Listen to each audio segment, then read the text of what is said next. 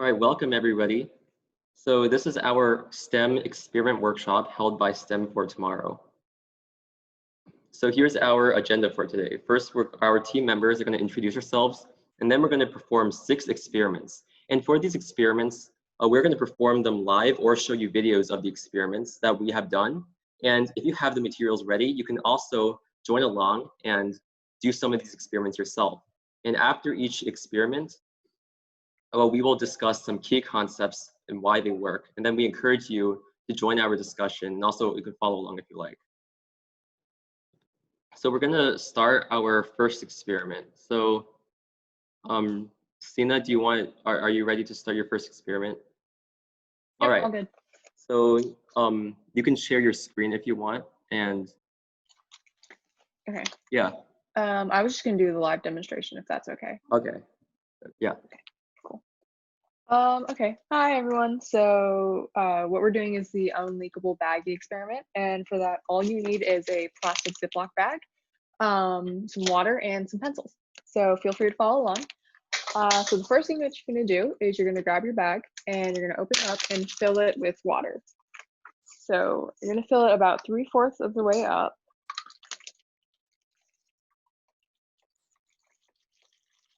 Okay, yeah, you can see it.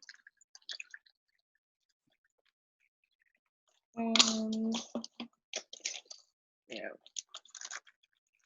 And you're going to close up the bag and squeeze all the air out of it.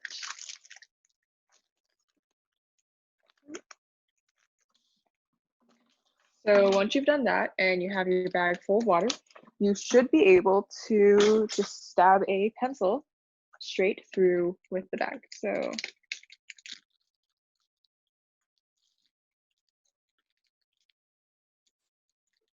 there you go. And you can do this with a couple of them if you want to. And there you go. So now we want to talk about a little bit about the science behind this.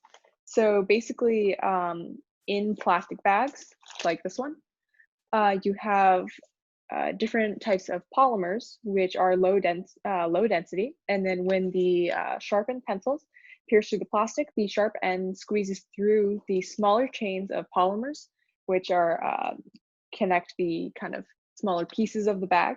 And then this doesn't break them, and instead they're flexible and they just move around the pencil to form a seal. And that way no water is actually spilled. Yeah, so this one's pretty simple and pretty easy to do. So you guys could do this at home pretty easily. Yeah. All right, thank you, Sena. So the next experiment will be Scattered Pepper by Albert.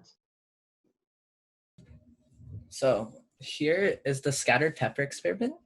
So if you have the stuff needed to do the experiment, I'd encourage you to follow along. I'm not going to do a live demonstration because I did a video of it, but if anyone has the items needed for it, you could just say now and I'll walk you through the experiment. Okay, so this was my experiment.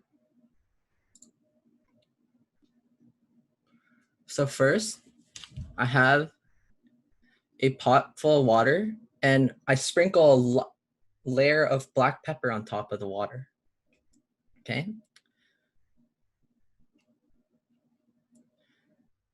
And next, I get dish soap or detergent, either one, and I put a little bit on my finger. And watch what happens when I put it in the water. Okay. So that's the whole experiment. So this brings us to the concept of surface tension. So what is surface tension?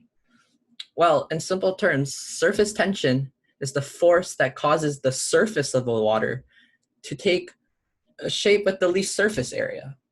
So a common way you see this in the real world is when a cup is overfilled, the surface of the water is not flat. It actually goes above the top of the cup, right? It forms a dome shape.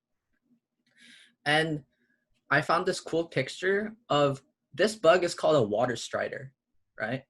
And you would think that when it steps on water, it would sink, right? But it uses its long legs and the surface tension of the water to be able to stand on top of it. And you can see how the water is pressed down but does not break. And that's what surface tension is. So in the context of this experiment, the pepper that we shake on top of the water is light enough that it doesn't disturb the tension of the water. So what happens when the soap is added? When the soap is added to the water, or the water layer with the pepper on top, the particles of soap bond to those of water. This breaks the surface tension and the dome pops, which is why we see the surface particles of water spread out, taking the black pepper with them. All right, that's it for the experiment. Thank you. Thank you, Albert. So next, I will do my experiment, which is called the disappearing glass. So in case you want to follow along at home, I have listed the materials here. So what you need is a large glass bowl, some cooking oil, and also a small Pyrex bowl. So Pyrex is a brand. So do you guys know how to make a bowl, such as this one up here, invisible? Well, suppose I have this bowl right here.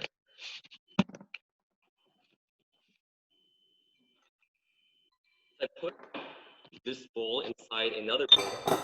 You can see that if you look through the side, you can still see the bowl inside, right? I mean, it's pretty obvious there's a bowl inside. But what if I put the bowl in water now? So I filled the big bowl with water, and I have a small Pyrex bowl I'm going to submerge inside the water. So even though water is clear or transparent, and the bowl is also transparent, if you look through the side, you can still see the small Pyrex bowl outside. You can sort of see its shadow, or you can sort of see its silhouette inside the big bowl.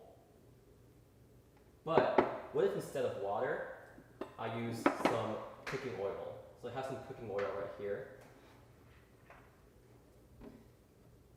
And I'm going to fill this large bowl about 2/3 of the way with cooking oil.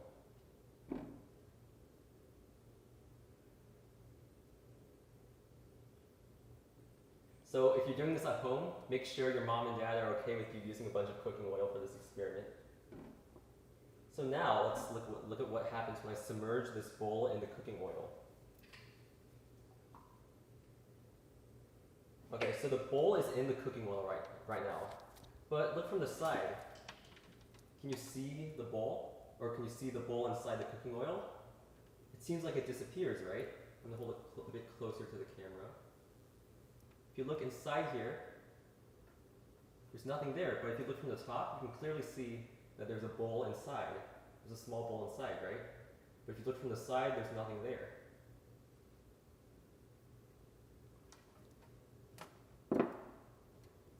So let's explore why this happens. Why does the bowl disappear when we put it in oil, but not when we just put it in air or in like an empty bowl, or when we put it in water? All right. So let me go back to my slides.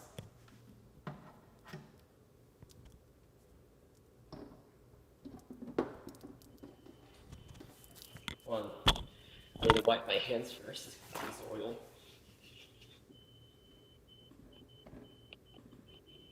So the question is, why can you see the Pyrex bowl when it's water but not when it's in oil? Well, it has something to do with something called the index of refraction. So you may have heard of refraction or learned about it in school. So you can see this image right here. You have like a popsicle stick that's submerged in water. You can see that it's sort of the water sort of distorts the image. What it's doing is the water is bending the light as the light from the popsicle stick is going through the water into our eyes. But what does this have to do with disappearing bowls? Well, the index of refraction is a number. It's pretty much it's related to how much a material bends or reflects light that is shown through it. And it has to do with how much the angle of light changes when it comes from one material and it enters another material. So the index of refractions exists for all materials such as air, water, and oil. But the thing is, when two materials have the same index of refraction, this means that you can't really tell that light is going from one material to the other. So in this oil right here, because oil and Pyrex have approximately the same index of refraction, when the light from the Pyrex bowl comes out and reaches the light from the camera, you can't tell when it enters the oil, so you can't really see the glass inside because the oil and the bowl have the same index of refraction. And this is because Pyrex bowls are made out of a material called soda lime glass. All right? And the reason why you can see the bowl is inside water, so you can still see inside here, is because water has a slightly lower index of refraction.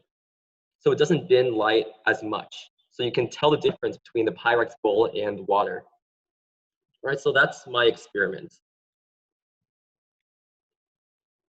So next in our agenda is light bender from Sena.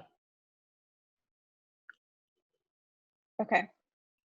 So for this experiment, what you're going to do is you're going to take an empty water bottle and you're going to place a piece of duct tape kind of halfway down the bottle.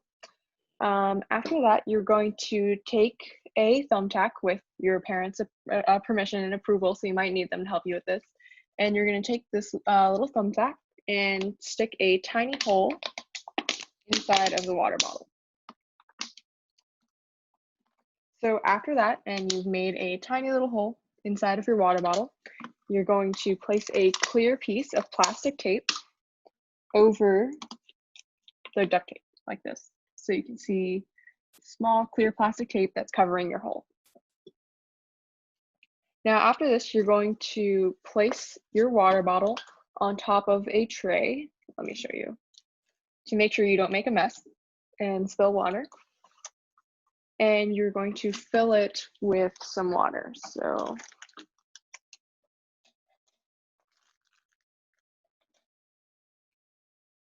yeah.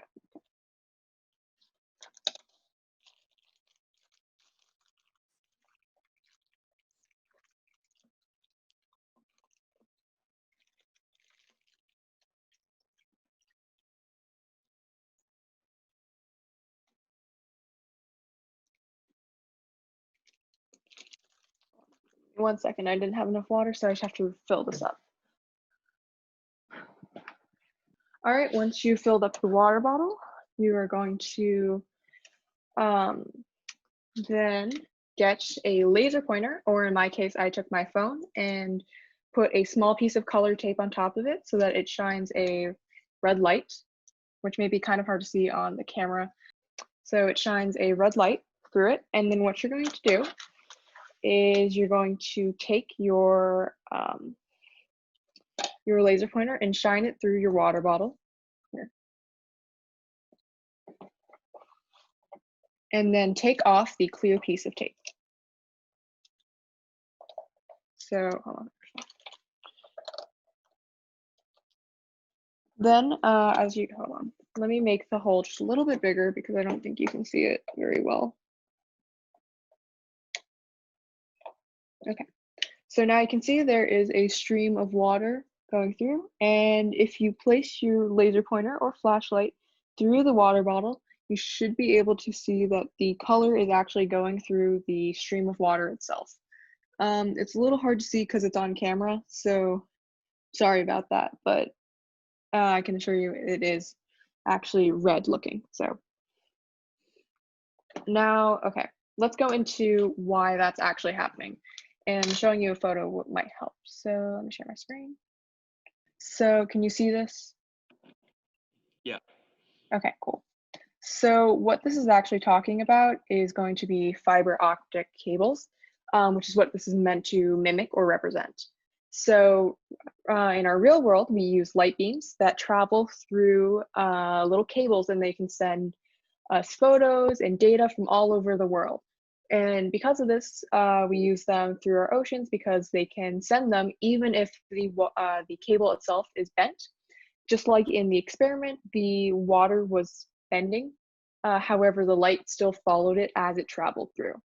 So this is because of internal reflection, which is going to be the reflection of a ray of light within something like water or glass or things surrounding it, which is why we're able to send those messages through that.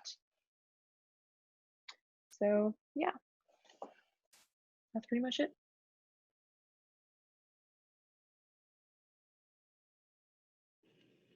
All right, thank you, Sena. So, Albert, go ahead. Okay, so we're going to my next experiment, which is fluffy soap. So if anyone has the stuff needed to do this experiment, let me know and I'll walk you through the experiment. Also, I am going to have some questions, so feel free to unmute your mic and answer them. All right, cool. So to give you some context of the experiment, I first used the Ivory soap brand, which is the specified brand for this experiment because the soap is made specially. Then I used assorted soaps. So the next one after that will be a soap bar that we got at a hotel. And then the final one is that soap similar to the hotel one that was microwave. Excuse me? Yes? Can you use a soap, like different soap brand? Sure.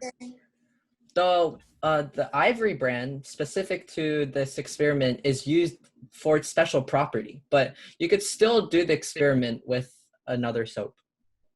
Okay. Alright, so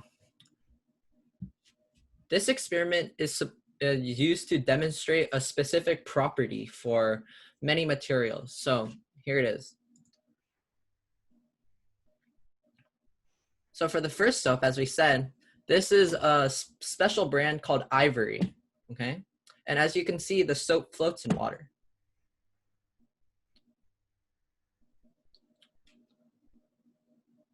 For the next soap, however, this is the hotel one, you see that it sinks.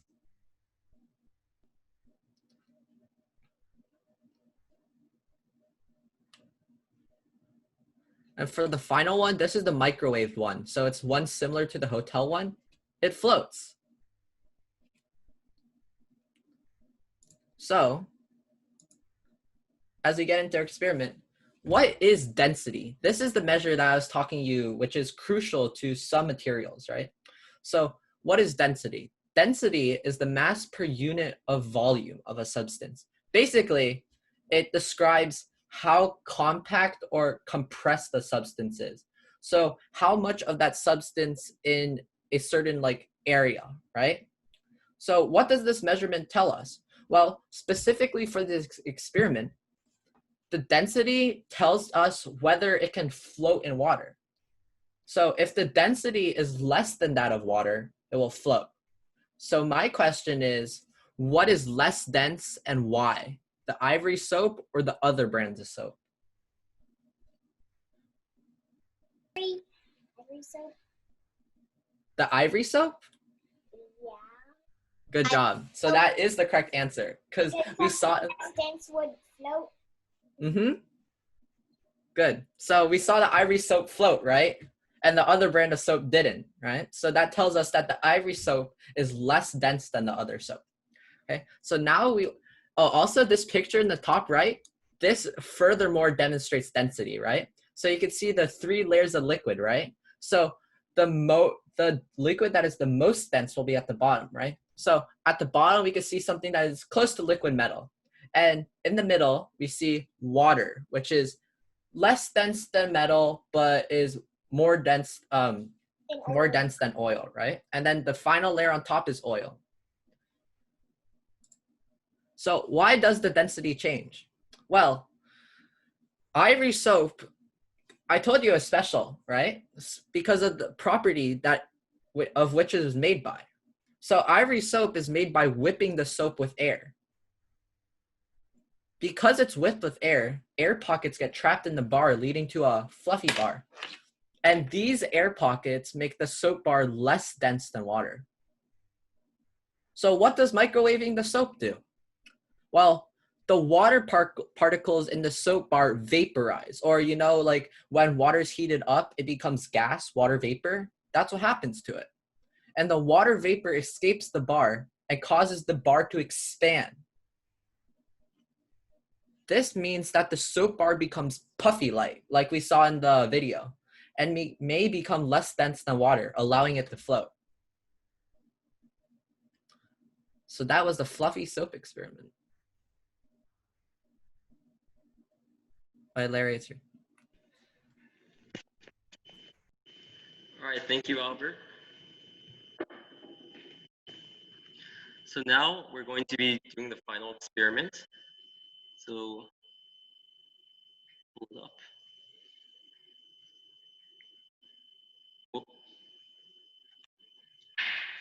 This is the yeast balloon experiment.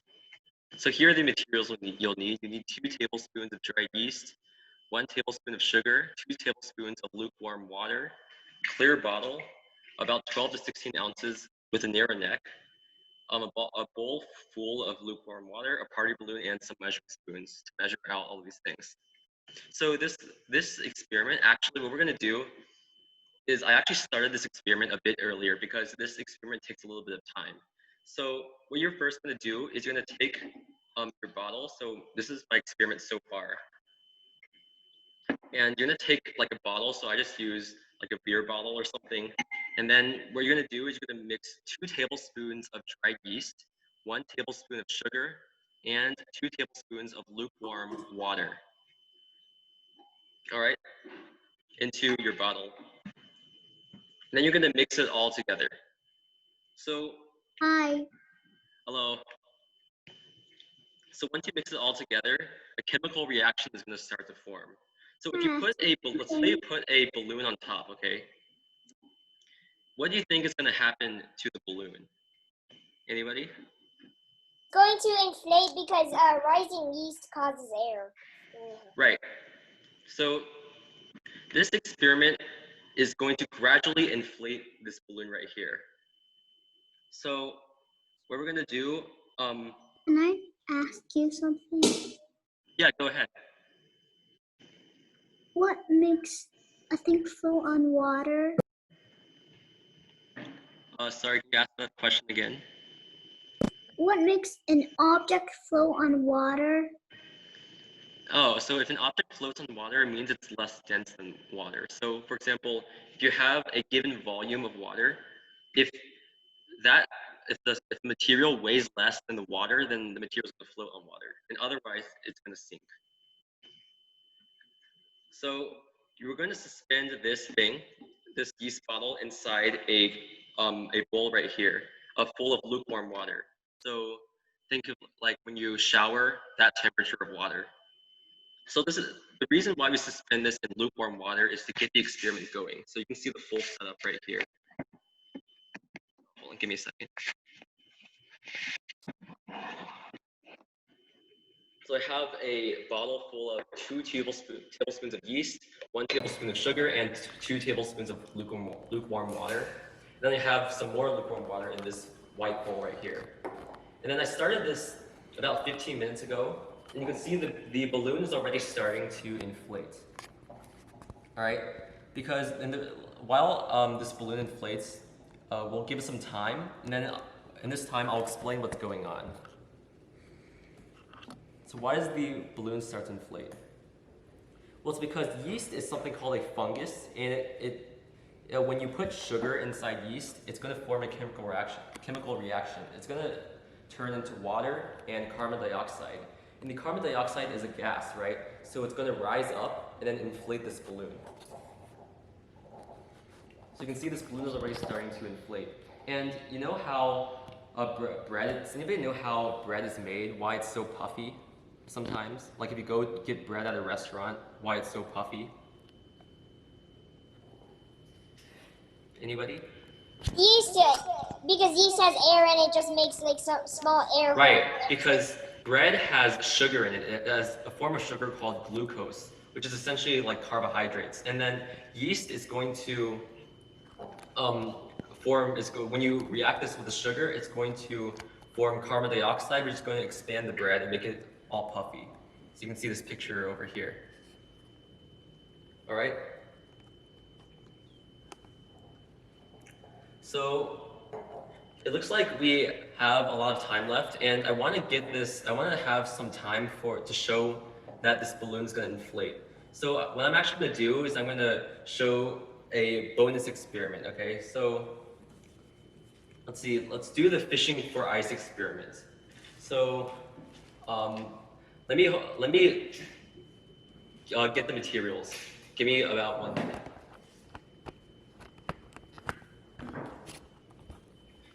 Actually, I'll explain what materials you'll need. So if you're doing this along, you can get it yourself. What you need is something like a large glass bowl. You need a few pieces of ice.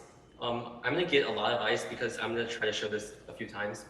And then you're gonna need a thin piece of yarn or thin piece of string. You need to fill the bowl about halfway with water. So let me go get that.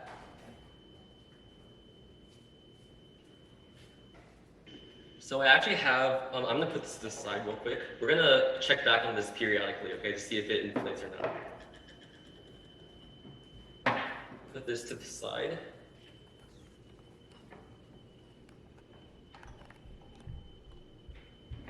Then in this cooler right here, I have a bunch of ice. So first I'm gonna fill this with water, about halfway. So I have a bowl about halfway filled with water, and also you're gonna need some salt to sprinkle on top of the ice. So I have some salt right here. So here's what we're gonna do. We're gonna put a few. And then use sugar. We're gonna put a little bit of ice into the water. Oh.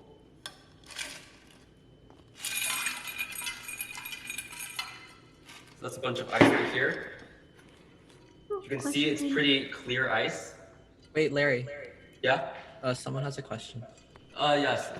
Can you ask a question? Can we use sugar instead of salt?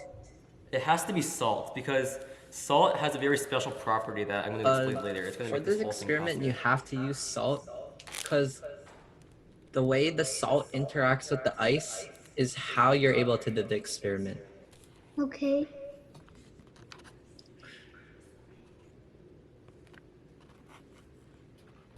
Oh yeah, I have to stop sharing the screen so it looks a lot bigger. Okay, can you guys see my stuff now better? So here is my container full of water and ice. I'll actually add a little bit more ice here.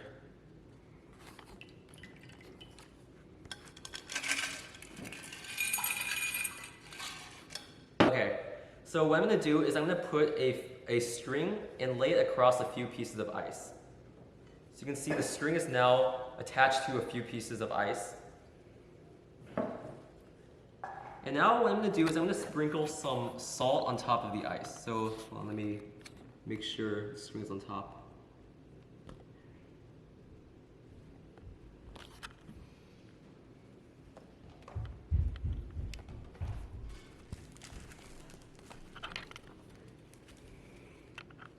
So I'm going to sprinkle about a pinch of salt on top of a bunch of these ice cubes.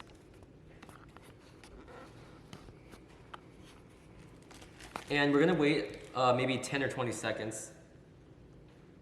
So what's gonna happen is that the ice cube is gonna lower the freezing point of, it's gonna lower the freezing point of ice. So then the string will be able to sort of, a little bit of the top layer of the ice will melt, which allows the string to sink in. But then the ice is gonna refreeze, because there's no more salt left. So then the string is going to be sort of trapped inside the ice. So let's see if this works. You can see I'm just holding these as the edges, right? But I actually picked up some of these ice cubes. You guys see? So I gotta do this quickly because it's gonna refreeze soon. So I'll do this one more time. So I have, I think I have some bigger pieces of ice.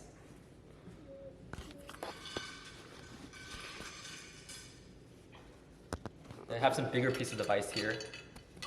Let's see if I can pick up these huge ones. How come it goes one?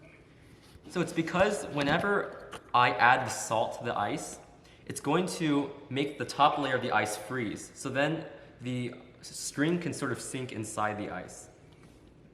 But then the ice is going to refreeze on top, so the string is sort of going to be in a tunnel inside of the ice. So it's going to be trapped inside the ice until the salt wears off. So that's how I can pick it up. So now it's, I think the salt disappeared, so you can see the cubes all fell off. Let's try to pick up some bigger cubes, okay? I have another question. Mm-hmm. Go ahead. Do you have to use a string to pick up the ice? Ideally, you want to use a string because it's first of all, it's easy to lift up, and also it's really thin. It has to be really thin, or else, like if it's too thick, it's not going to be able to pick up the ice because not enough is going to melt. But you can maybe use something else besides a string. I think the string will work the best. So just something really thin. So let's sprinkle some more ice.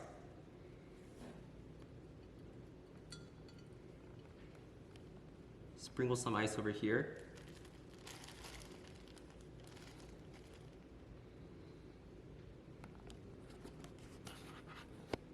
Let's see how many ice cubes we can get this time.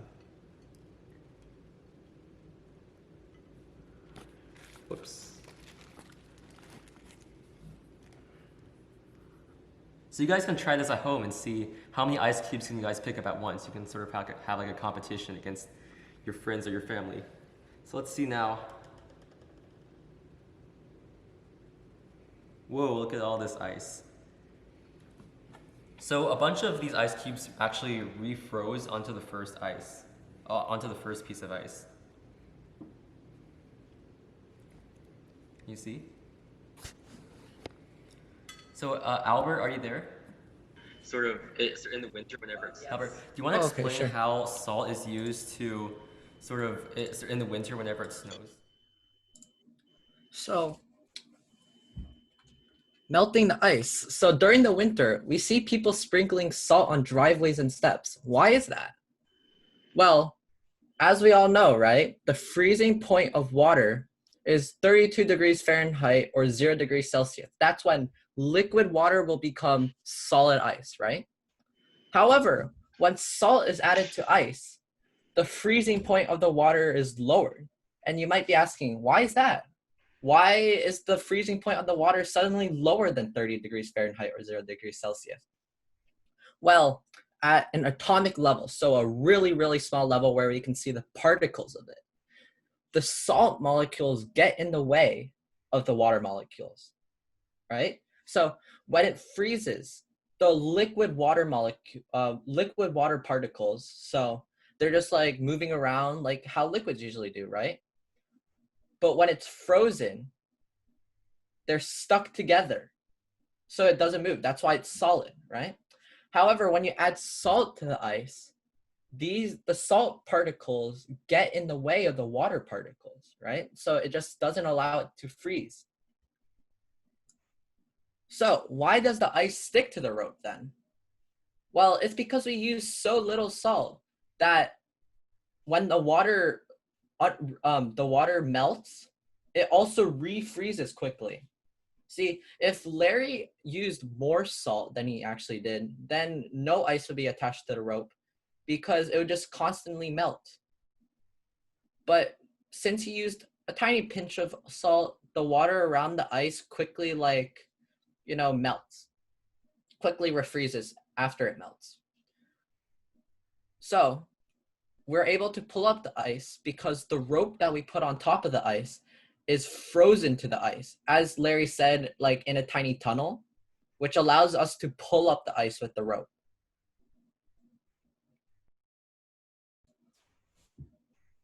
I can't hear you.